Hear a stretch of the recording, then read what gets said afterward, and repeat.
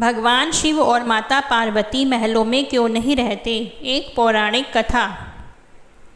एक बार माता पार्वती को महसूस किया कि महादेव तो देवों के भी देव हैं। सारे देव तो सुंदर महलों में रहते हैं, लेकिन देवादिदेव शमशान में।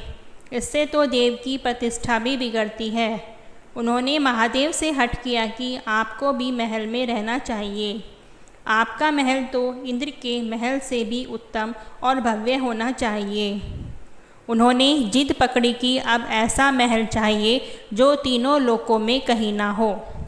महादेव ने समझाया कि हम तो ठहरे योगी, महल में तो चैन नहीं पड़ेगा। महल में रहने के बड़े नियम विधान होते हैं। मस्त मौला ओगड़ों के लिए महल उचित नहीं है। परंतु देवी का वह तर्क अपनी जगह पर कायम था कि देव यदि महल में रहते हैं तो महादेव क्यों शमशान में और बर्फ़ की चट्टानों पर।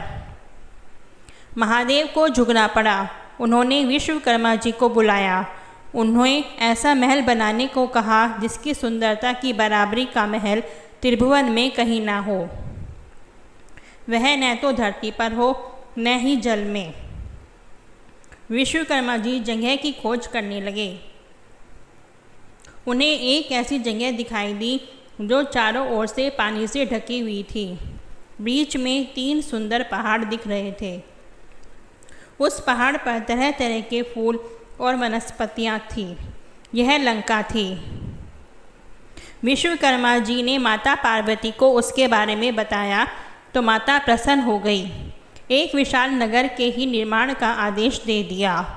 विश्वकर्मा जी ने अपनी कला का परिचय देते हुए वहाँ सोने की अद्भुत नगरी बना दी।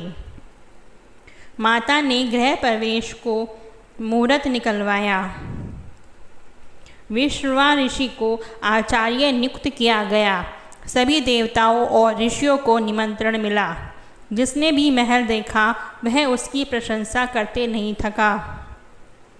गृह प्रवेश के बाद महादेव ने आचार्य से दक्षिणा मांगने को कहा। महादेव की माया से विश्रवा का मन उसी नगरी पर ललचा गया था। इसलिए उन्होंने महादेव से दक्षिणा के रूप में लंका ही मांग लिया।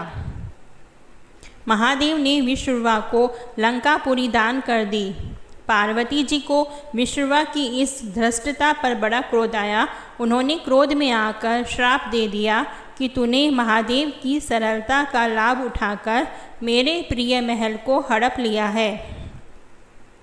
मेरे मन में क्रोध की अग्नि धधक रही है। महादेव का ही अंश एक दिन उस महल को जलाकर कोयला कर देगा और उसके साथ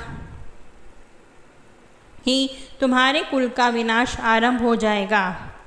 कथा श्रुति के अनुसार विश्रवा से वह पूरी पुत्र कुबेर को मिली, लेकिन रावण ने कुबेर को निकाल कर लंका को हड़प लिया। शाप के कारण शिव के अवतार हनुमान जी ने लंका जलाई और विश्रवा के पुत्र रावण, कुंभकर्ण और कुल का विनाश हो गया।